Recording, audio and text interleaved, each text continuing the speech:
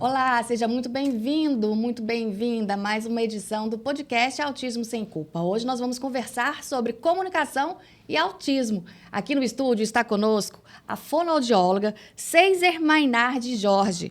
Ela é graduada pela PUC Goiás, pós-graduada em motricidade orofacial, pós-graduanda em estimulação transcraniana por corrente contínua, tem aprimoramento em linguagem, formação em análise do comportamento aplicado e ela é uma das proprietárias do Instituto da Fala e Linguagem, o IFL. Seja muito bem-vinda, Ceiser. Obrigada, meninas. É um prazer estar aqui com vocês hoje. Seja muito bem-vinda. A gente já quer começar te perguntando, né, já que a fala é a área que você domina, o que os pais precisam estar atentos em relação à fala, ao atraso da fala, quando a gente fala de autismo? Então, é até interessante essa pergunta, porque, às vezes, o primeiro profissional que os pais procuram é o fono, por conta desse atraso de fala. E aí a gente começa a investigar como é que está o contato social, ele olha para você, como é que está a questão sensorial do toque também, né? Essa interação. Então, assim, a gente tem que ficar bem atento, porque, às vezes, a gente pode ter um atraso de fala, mas quando se trata de autismo, a gente tem que investigar outras coisas também. E aí, como nós somos os primeiros a ser procurados, a gente tem que ter aquele olhar clínico até para poder estar encaminhando, né, para um profissional responsável pelo diagnóstico. Mas era isso que eu ia te perguntar, Ceiser. Às vezes o diagnóstico nem está fechado, mas a criança já foi encaminhada pelo pediatra. Exatamente. Ele fala assim, ó, tem alguns sinais de alerta aqui, aí ele já manda para terapia. Antigamente demorava um pouco mais para ser fechado um diagnóstico. Hoje esses sinais de alerta já fazem com que o pediatra, o neuro, né, já encaminhe esse paciente para a gente, físio, TO, fono, para já começar a estimular. E quais são os marcos em relação à fala da criança? Então, o primeiro som que a criança emite é o choro, né? Então, ela nasce, a primeira forma dela se comunicar é o choro. E aí vem alguns sons guturais, os balbucios, que é aquele babá, dadá, papá, por volta de 6 meses. Por volta de 1 ano, mais ou menos, a gente tem uma fala que a gente brinca que é uma fala enrolada. Nossa, você está falando outra língua, que é o jargão. Então, vem uma fala que é um pouco enrolada e as primeiras palavrinhas. Isso com 1 ano? Isso com 1 ano. Então, até 1 ano e meio, a gente tem que esperar as primeiras palavrinhas familiares. Mamãe, papai, bo para acabou, bó para bola, né? Essas coisas da rotina. E com 2 anos, a gente já tem as primeiras frasezinhas. Uhum. E quando a criança tem... antes, né, a gente estava conversando, você disse que as crianças hoje, com 4, 5 anos, já estão pronunciando as palavras corretamente. Nós temos quando é que dá hoje muito espertas, né? Então, assim, até com 5 anos, a gente espera que toda a fala já esteja automatizada, sem erros, né? Ela produzindo todos os fonemas, inclusive os mais difíceis, como os encontros consonantais. Mas, hoje em dia, até 4 anos, a gente já vê que está tudo instalado. Então, assim, passou de 4, 5 anos, é um sinal de alerta. E você comentou que até 1 ano e meio a criança tem que estar falando algumas palavrinhas básicas. Se ela não estiver, já é um sinal de alerta? Já é um sinal de alerta. Pode ser um atraso, tipo uma falta de estimulação do ambiente? Pode.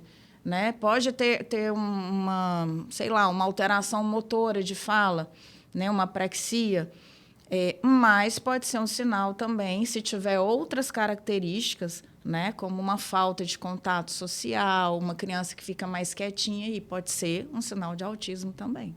Você falou agora em apraxia da fala. Explica, né, para o nosso telespectador o que seria a apraxia. A apraxia é um transtorno motor da fala. Então, assim, a criança, ela sabe o que ela quer falar, o cérebro dela está ali prontinho, está tudo intacto para isso, mas ela não consegue planejar. O cérebro não manda aquele planejamento motor do que ela tem que fazer aqui na parte da boca. Então, é uma criança que tem muita dificuldade para poder se expressar. Ela sabe o que ela quer, ela fica nervosa, ela faz força para tentar falar. Às vezes, ela tenta falar um mamã, e aí, depois, no outro dia, quando ela vai tentar, já sai um cacã. Então, ela não tem aquela sistematização daquele fonema correto, sabe? E a apraxia, ela hoje, infelizmente, ela está muito associada ao atraso de fala do autismo. E aí, como reverter esse quadro de apraxia? Tem como reverter? Tem sim. Hoje em dia, quando chega no consultório para a gente uma criança com um atraso, que a gente já olha e fala assim, poxa, esse atraso aqui já está considerável, a gente já começa a tratar como se fosse uma apraxia. Por que como se fosse? Porque a gente só fecha esse diagnóstico com 3 anos, que é quando a criança já tem um vocabulário cognitivo, né, um vocabulário expressivo, ela já sabe o que ela quer. Então, assim, a gente demora um pouquinho para poder fechar esse diagnóstico. Mas quando a gente recebe no consultório uma criança que já tenha um atraso, que você já olha e fala assim, está aparecendo, a gente já começa a tratar como se fosse para não perder tempo. Porque o tratamento da apraxia, ele é diferente de uma estimulação de fala. Né? Estimulação de fala, você está lá dando modelo para a criança falar. Na apraxia, ela precisa entender o que a boca dela, o que a musculatura dela precisa fazer. Então, você precisa pegar, você precisa mostrar. Tá? Então, tem uma diferença no tratamento da apraxia. E hoje, como a gente recebe crianças bem pequenas, a gente já começa a trabalhar com esses métodos específicos de apraxia. E em relação aos autistas não verbais, por que isso acontece? Os autistas, geralmente, eles têm um atraso na fala, né? Eles podem ter uma apraxia associada e, infelizmente, a gente tem algumas crianças que não chegam a ser verbais. E aí, se a gente pede uma ressonância, uma tomografia, não tem nada que mostre, sabe? Então, assim, infelizmente, assim, a gente não tem um motivo específico, mas dependendo do grau desse autismo, a gente pode ter crianças não verbais. Mas aí entra comunicação alternativa. É até interessante, já que você falou isso da comunicação alternativa, eu queria que você diferenciasse assim, a questão da fala e da comunicação.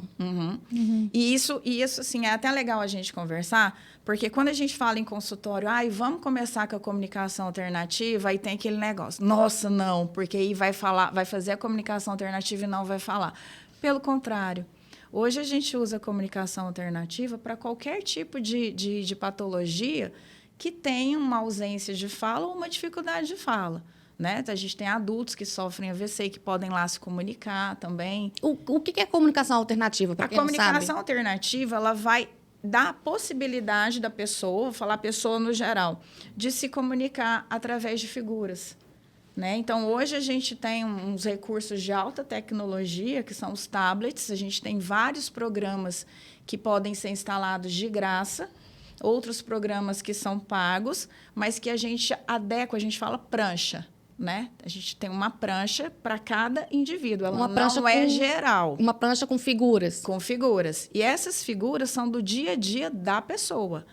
Então, quem for instalar essa comunicação tem que saber como é a rotina, o que a pessoa gosta, o que ela quer comunicar.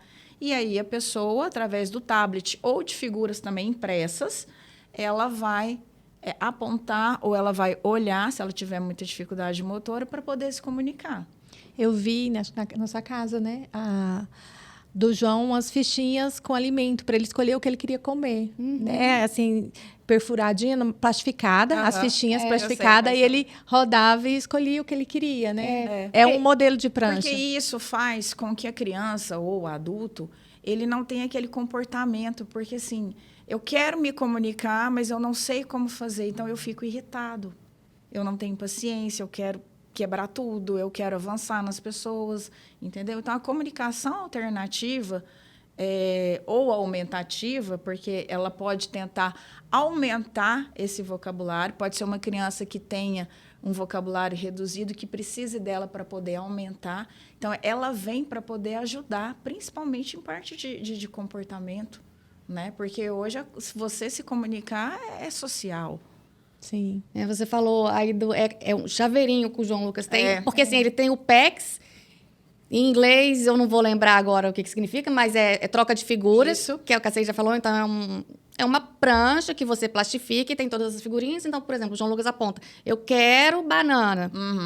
Ele tem um chaveirinho com alimentos, que às vezes a gente estimula ele a mostrar. E a gente optou pelo chaveirinho até para ser mais prático. Sim, né, exatamente, porque se ele estiver na escola é mais fácil de carregar do que a prancha. E o tablet também, como a César disse, de alta tecnologia e está aí hoje para auxiliar. Hoje em dia tem muito mais recursos que antigamente, né? Sim, totalmente, totalmente. E assim, a gente está vendo vários programas tão específicos e tão fáceis de serem usados, sabe? Que a gente está conseguindo, assim, instalar na maioria das crianças que precisam. E dentro desse aspecto dos métodos, né, dentro da fonoaudiologia, o que mais tem evidência científica hoje? Olha, gente, em termos, assim, dessa ausência dessa fala, que eu vou trazer de novo a apraxia, a gente tem estudado muito a apraxia. Hoje a gente tem até uma associação, sabe? E a gente tem treinado muitos métodos, a gente tem alguns métodos específicos que a gente pode, que são reconhecidos, né? Que tem estudos também. Eu vim de São Paulo agora com uma novidade muito legal, que é a transcraniana, né? Por corrente contínua, que, assim, foram 5 dias de imersão, assim, prática, fazendo uma população de crianças autistas, adultos com Alzheimer. E a gente vê que, hoje em dia, assim, tem aberto, né, mais portas para a gente poder ajudar.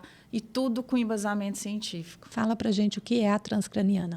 Então, a transcraniana é uma estimulação, né, que a gente coloca eletrodos no crânio do adulto ou da criança. E aí a gente vai procurar uma área específica que a gente queira estimular.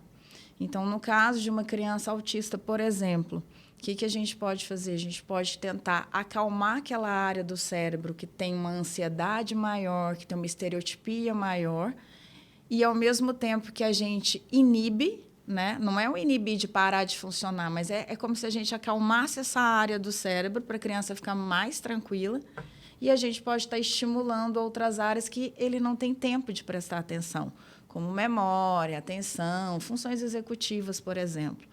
Então, assim, a gente está trazendo agora essa novidade que a gente acha que vai fazer muita diferença. Isso já está em funcionamento na sua clínica? Já está em funcionamento lá no IFL.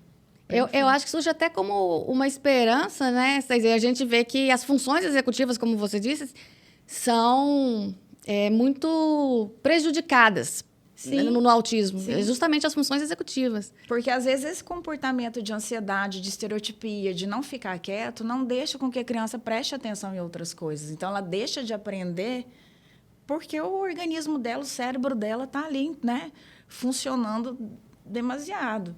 De forma não regular, digamos. Exatamente. Digamos então, assim. é como se a gente equilibrasse esse cérebro. Calibrasse ele. Exatamente. Agora, quando chega o pai, né, e a mãe no seu consultório, o filho está com suspeita de autismo, ele começa a fono. Em quanto tempo vocês conseguem perceber se essa criança está tendo um desenvolvimento, né, que nível que ela pode ser? Como que é o passo a passo? Primeiro vocês ensinam palavras, depois ensinam a criança a imitar? Como que é esse roteiro?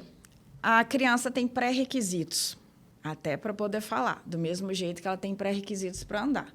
Então, primeiro ela senta, depois ela engatinha, né, para depois ficar numa postura mais alta e andar. E a fala acontece do mesmo jeito. Então, se chega uma criança que não tem nenhum foco de atenção, que está totalmente aérea, a gente precisa primeiramente trabalhar todos esses pré-requisitos da fala. Né? Não adianta eu ir lá estimular uma fala de uma criança que ainda não está pronta para isso. Então, é bem legal que o profissional esteja bem alerta e tenha experiência, né, para poder prestar atenção nesses detalhes. Não é chegar, vamos estimular, vamos colocar ali no espelho, vamos brincar, vamos fazer exercício. Não. A gente precisa avaliar a criança num todo, né, para saber se esses pré-requisitos de atenção, de intenção de fala, tem crianças que não tem nem intenção para falar. Como provocar essa intenção? Então, exatamente. Nossa, tá ficando difícil. Apertando. Apertando. A mãe está perguntando, aqui eu estou perguntando como jornalista. Né? A mãe. E agora como mãe, né? Então, a gente brinca muito com a criança e a gente testa a criança, a gente dificulta um pouco a vida dela. Eu sempre brinco, assim, os pais que vão lá, vamos dificultar? Vamos colocar os brinquedos escondidos, vamos deixar só um para ela olhar e tentar pedir para a gente, para ela começar a desenvolver essa intenção. Se a gente dá tudo muito fácil para a criança, ela não vai ter essa necessidade, entende? Então, assim, é bem importante que a gente fique alerta até para essas questões. Será que o meu filho está com atraso porque eu vou lá e faço tudo por ele? Será que ele fez, eu fui lá e dei a água para ele, eu nem esperei ele tentar fazer um A de água? Então, assim, são sinais que a gente tem sempre que estar prestando atenção. E aí eu brinco que dificultar a vida da criança faz com que ela comece a ter intenção. Legal, gostei. Eu queria também saber se a fonoterapia pode ser trabalhada com outras terapias. Se você já fez isso, e quais os benefícios que a criança pode ter. Gente, eu sou suspeita. Eu sempre trabalhei em equipe. E eu acho assim que quando a gente tem uma equipe, graças a Deus, hoje lá na clínica a gente tem físio, TO, musicoterapeuta, psicopedagogo. E é muito legal porque você pode compartilhar, além de pedir orientação. E eu acho que o profissional legal é aquele, assim, que está ali para poder aprender. A gente não sabe tudo. Então, eu atendo muito com a musicoterapeuta, né? Carla sabe. E, assim, a música ajuda pra caramba na fala. Por quê, Césia? As crianças gostam muito da melodia, né? As crianças gostam... E a gente pode ver que, assim, a gente está sempre cantando para as crianças. Inconsciente, a gente está lá cantando, brincando. E a música chama muita atenção. Né? Os instrumentos musicais chamam atenção. Às vezes eu preciso instalar um fonema, eu falo assim, nossa, cadê a musicoterapeuta para me ajudar? Uma batida no violão, uma batida no tambor me ajuda a fazer isso. Do mesmo jeito, a fisioterapia, a TO. Eu estou com uma criança que parece que o sensorial dela não está legal para comer, ela não está aceitando esses alimentos. Eu corro na TO, me ajuda aqui. Então, essa interação de equipe é muito importante. Não dá para trabalhar separado. Eu já vi casos até de ecoterapia com a fono do lado. Sim. Existe? Sim. A ecoterapia é um ambiente muito rico, né? Você tem um animal ali para poder estimular o sensorial, estimular o motor. Acho que acalma a criança. Você tem um ambiente diferente, né? A criança está exposta a um ambiente, ela não está fechada numa sala.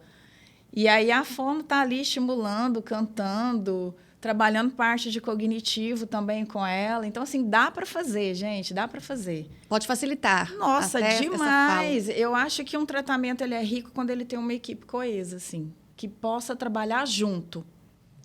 E quando a gente fala de alfabetização para os autistas?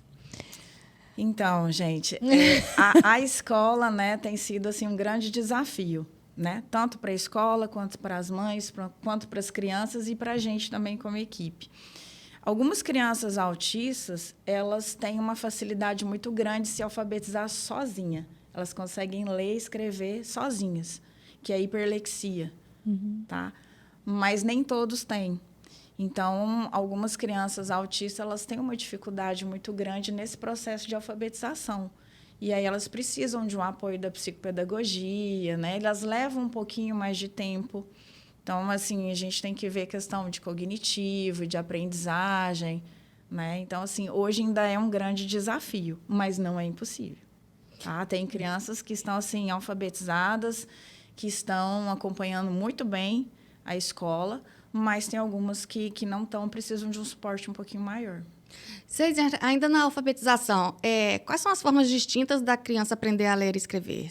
Acho que tem uma... Eu não vou me recordar. É o método fônico. É isso, o método fônico. O método fônico. Como que é o isso? método fônico é a gente tentar associar a letra ao som que aquela letrinha faz. Então, por exemplo, o F, né? A gente sabe que o som do F é f, f. Então, antigamente, as crianças, eu fui alfabetizada pelo método silábico, era a família do Fá, Fé, Fi, Fó, Fu, do Bá, Bebi, Bobu. Hoje em dia, o método fônico, ele ajuda bastante, porque ele ajuda o auditivo também. É legal o sensorial que eu faço aqui, e aí eu já trago para o meu auditivo e meu cérebro vai, é o F. Sabe? Então, o método fônico, ele ajuda bastante as crianças na com alfabetização. autismo. No geral. No geral. Os E meninos foram alfabetizados, meus filhos, né? O Lucas, o Jonas, a Esther, já no método fônico. Isso. A Esther, agora, ela está com 6. E aí, para ela ler, ela perguntava assim, mamãe, fala para mim, para ela ouvir. Aí ela ficava assim, ó, com a carinha, ouvindo, Isso. para conseguir repetir Isso. depois. Isso. E eu falei, que interessante, na minha época não era assim. Algumas escolas ainda têm, né? Aí ela, esse mamãe, método qual o tradicional. som? Qual o som dessa letra Isso, aqui? Do exatamente. H, do G? Qual que é o som do Q? Ela pergunta para ela formar e conseguir ler. Você associa o sonzinho com a letra. Então, isso A já criança tem... aprende é o método dado fônico. muito nas É o método escolas. fônico, tem bastante. Várias escolas. De quando pra cá? Mais Eu ou não menos? vou saber te falar exatamente, mas assim, já tem um tempinho legal, viu, Carla? Que perceberam. Geralmente, assim, esse método mais tradicional de sílabas, ele já... Não, tem escola que ainda usa, mas já assim, tá são defasado. pouquíssimas já. E é muito rápido, né, a aprendizagem com esse método, assim, eu achei. Porque você associa no seu cérebro, né? Você tem lá, ou é o S, ou é o C, sabe? Então, é muito mais fácil quando você consegue associar. Falando em ambiente escolar e retomando aquele assunto da comunicação aumentativa e alternativa, saiu agora uma lei que garante essa comunicação, né, por pranchas em locais públicos. Ela foi sancionada pelo presidente da República e chama Política Nacional de Comunicação Aumentativa e Alternativa. Ela vai beneficiar mais de 5 milhões de brasileiros que têm condições como TEA, paralisia cerebral, ELA, que é a esclerose lateral amiotrófica, e outras doenças neuromusculares. Céiser, aqui diz que essas pranchas vão ter que ser colocadas em locais como praças, parques, escolas, hospitais e adaptadas, né? Como é que você vê essa iniciativa? Gente, no geral, é uma iniciativa muito boa, né? Porque a gente acaba socializando aquelas pessoas que não conseguem se comunicar, principalmente verbalmente. Mas, assim, como é tudo muito novo, eu acredito que esses lugares tenham que ter uma orientação, né? A gente não sabe como é que vai ser, se vai ser uma televisão ou alguma coisa assim. Então, como é muito novo, eu ainda estou querendo até saber como é que vai ser isso. Mas eu acredito que as pessoas, elas precisam ser orientadas. Os lugares públicos precisam ter orientação.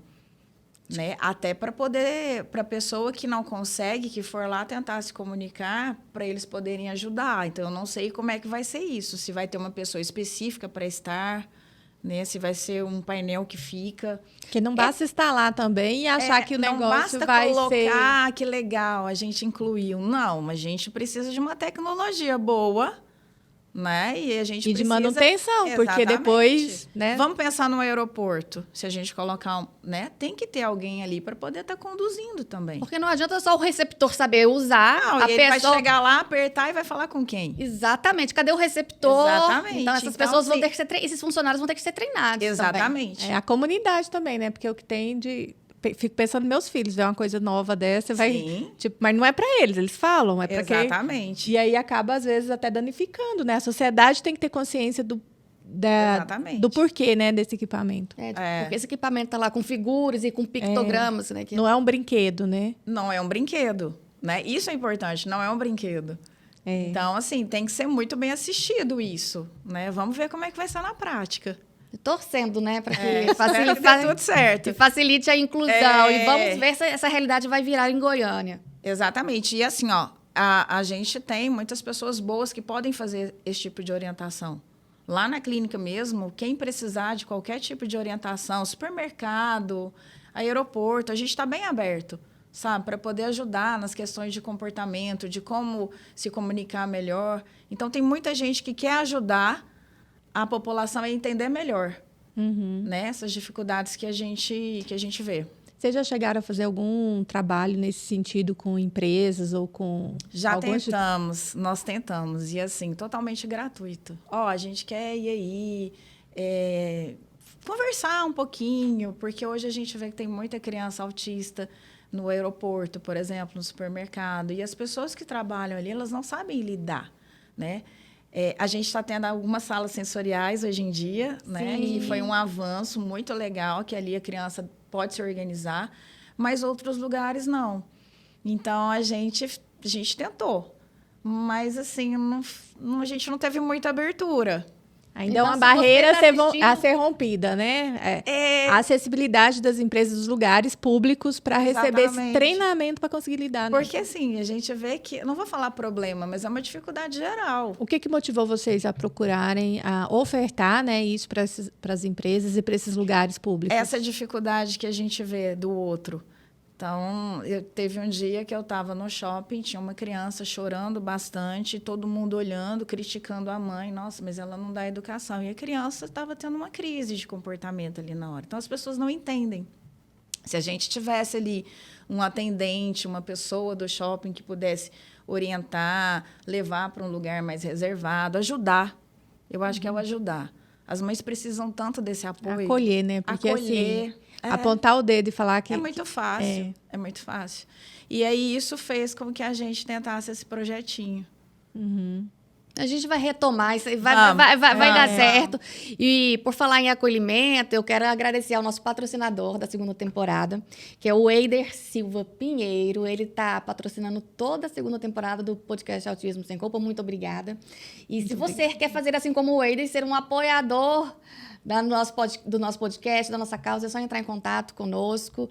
A gente está aguardando o seu contato, né, Ale? Isso, muito obrigada, Eider. Que Deus te abençoe. Céiser, uma pergunta sobre o número de fonoaudiólogos existentes em Goiás ou no Brasil. Você acha que existem profissionais nessa área suficientes para atender a demanda de crianças com TEA?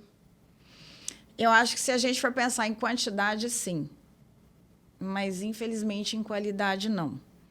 Porque não é só você ter uma graduação de fonoaudiologia e ir lá atender uma criança com TEA, uma criança com... Não, você tem que se especializar, sabe? Você tem que procurar, você tem que entender o que acontece, você tem que estudar, você tem que fazer 1 milhão de cursos. E, infelizmente, hoje a gente não tem tanto sucesso nesse sentido. Então, eu acho que, assim, não é que a gente não tenha em quantidade, mas talvez a gente não tenha profissionais tão qualificados para poder direcionar. E aí, como que os pais podem ficar atentos? Né? Como os pais devem escolher esse profissional? Pegar o currículo. Então, Vem cá, qual foi a última especialização que você fez, né? Que curso você está fazendo? Assim, gente, é saber a bagagem daquela pessoa, né? Eu brinco que graças a Deus, eu nunca precisei entregar um cartãozinho meu para fazer propaganda, porque quem faz propaganda são aqueles pacientes que passaram por nós. Verdade. Então, assim, procurar quem já fez. Conversar né? com outras mães. Pedir opinião. Tem sempre uma mãe querendo ajudar a outra, né? Procurar, saber melhor, o que você achou, deu certo. E assim, às vezes deu certo para um, não deu para outro. Não é que o profissional é ruim, porque não deu certo. Mas, assim, tá sempre buscando informações sobre aquela pessoa. Até porque o fato de não dar certo, porque são necessidades diferentes também, né? Claro, é muito único, claro. então não tem a receita do bolo que vai funcionar. E às vezes, assim, eu fui legal para um e não fui legal para outro. Isso acontece também, né? Então, eu acho que buscar, ter informações, sabe? Saber o que a pessoa já fez, se a pessoa tem experiência, quanto tempo que está ali, né? Eu acho que isso é importante. Você está entregando fez a sua e o que maior está riqueza. fazendo, né? Porque, assim, é uma área que você não para de estudar, você não para de ir atrás. Não para. E não é um cursinho de 2 horas, de, isso aí sei lá, que eu ia falar. de meio período, porque tem muito, né? Exatamente. Esses cursinhos muito rápidos, mas isso não te dá... Muito oneroso também. Mas isso não te dá a profundidade e o conhecimento suficiente para tratar como deveria, né? Exatamente. A gente não para de estudar nunca. Tem sempre uma coisa nova. Então, uma dica importante, né? Verifique se o profissional não é um profissional acomodado, né? Com certeza. Céiser, em toda a sua experiência como profissional ao longo da carreira, quais casos te emocionaram? Você tem um em mente, assim, para contar pra gente? Gente, eu acho que eu não tenho só um. Eu acho que cada dia, eu fico até emocionada, mas cada dia eu tenho uma emoção diferente. Essa semana eu estou trabalhando com uma criança que tem uma apraxia e a gente estava fazendo a TDCS nela, né? Que é a estimulação transcraniana. E a apraxia dela é tão grave que ela não conseguia nem vibrar os lábios. Para ela fazer esse refinamento motor de vibrar o lábio é muito difícil. E eu precisava muito que ela fizesse isso para ela poder aprender a falar alguns fonemas, né? Para ter força ali, coordenação. E essa semana ela vibrou. Que gracinha. E aí eu não sabia se eu chorava, se eu apertava ela, se eu ria. Então, assim, eu acho que cada dia eu tenho uma emoção diferente. Eu não tenho uma história, eu tenho várias histórias. É a profissão certa, você escolheu, realmente. Foi Deus que escolheu. E como que o autismo te mudou? Como trabalhar com crianças com autismo te mudou? Gente, é um desafio diário. Porque você tem um filho, você sabe, tem um dia que ele está super tranquilo, tem um dia que ele não está. Sim. E aí a gente planeja uma terapia, hoje eu vou usar isso, isso e isso, e aí a criança vem desestruturada e não dá para fazer nada daquilo. Então, é um desafio. E a gente aprende que a vida é um desafio. Então, não só as crianças autistas, mas todas as crianças que chegam lá, elas mudam totalmente o dia da gente. Olha, eu vou dar outra dica para você saber se um profissional é bom. Se o olho da pessoa brilha, como o olho da César tá brilhando aqui, e dá para você ver.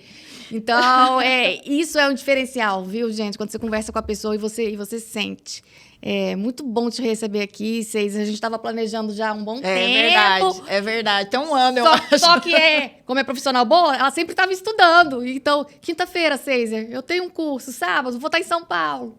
Mas agora deu certo. Eu queria te agradecer muito a sua participação. Eu que agradeço essa oportunidade, meninas. E eu tô até aqui com a camiseta, né? Fazendo propaganda, que eu adorei.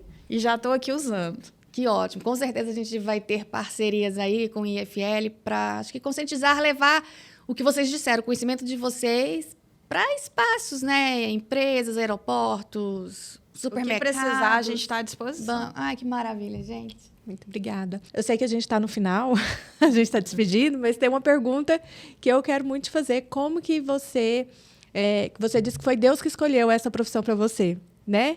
Como que foi a sua jornada até chegar aqui, né, nessa profissão e atendendo com tanto amor, assim, com o olho brilhando, né? Como que é essa jornada? Para falar Conta a verdade, pra gente. eu nem sabia direito o que era fonoaudiologia. E aí, um dia antes do vestibular, eu precisava marcar o curso que eu tinha que ir lá fazer prova, né? E aí eu falei, gente, eu vou nisso aqui. E aí pensando assim, caramba, né? Onde eu tô indo? E eu passei.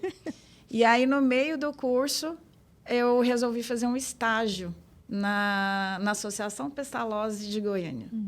E aí eu pensei assim, eu vou passar lá só por passar, porque eu acredito que eu nunca mais saí dessa área. Então, assim, foi amor à primeira vista. Aí eu fui pro CRER depois, consultório. Então, assim, a jornada foi essa. Por isso que eu falo que foi Deus, porque eu nem sabia o que eu estava escolhendo. Você ficou quanto tempo lá na Pestalozzi? Pestalozzi eu fiquei 15 anos, no CRER fiquei 12 anos, Nossa. e depois fui para o consultório. E E assim, uma lição de vida todos os dias.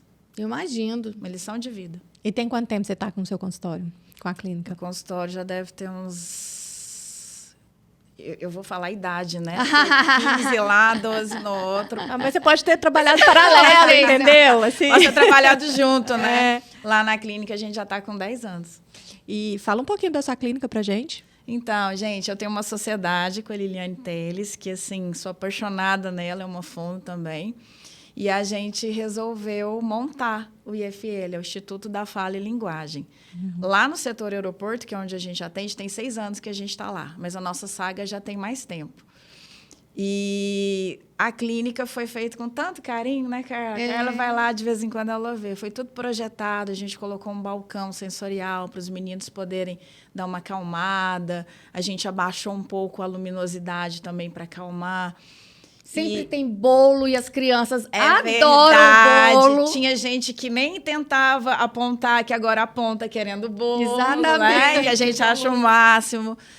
Então, e lá a gente tem terapia ocupacional, a gente tem psicopedagogia, a gente tem mais fonos que atendem com a gente, tem a musicoterapia também, fisioterapia respiratória. Hoje a gente tem uma equipe tão linda, sabe? É tão bom, a gente brinca que é bom estar lá, todo mundo junto. E aí eu até convido a Alexandra, que não conhece, vai lá conhecer. Que lá é um cantinho muito especial, que foi feito com muito carinho mesmo. Vai ser um prazer conhecer. É verdade, eu sou testemunha, o João já está lá há algum tempo e a gente sempre foi recebido com muito carinho e profissionalismo por todos lá. Parabéns pela iniciativa, viu? Parabéns, obrigada, César. meninas. É muito bom, assim, a gente receber aqui, né? E a cada pessoa que vem, a gente sente isso, assim, que as pessoas sentem esse senso de propósito e o quanto isso como que eu vou dizer? Isso brilha, né? O seu olho brilha, você brilha quando você fala, né? E isso passa para a gente muita confiança, muita credibilidade e o senso de propósito que, de fato, você está cumprindo aquilo que Deus tem para sua vida. Parabéns. Legal, obrigada. E assim, lembrando que a criança ela não é sozinha. Ela tem uma família ali que também precisa de acolhimento, sabe? Isso é importante. Eu já mandei várias mensagens para Ceiser, porque não foi fácil conseguir um horário com a Ceiser. Ceiser, pelo amor de Deus. Aí esperava mais um pouquinho, mas conseguiu encaixar, o João tá lá. E é isso, um dia de cada vez. Mais uma vez. De cada vez. Mais uma vez, obrigada, Ceiser. Eu que agradeço. Obrigada. Meninas. E você que está nos acompanhando, siga as nossas redes sociais, mandem suas sugestões de pauta também. A gente espera por essa interação. Até a próxima. Até a próxima. Tchau, tchau.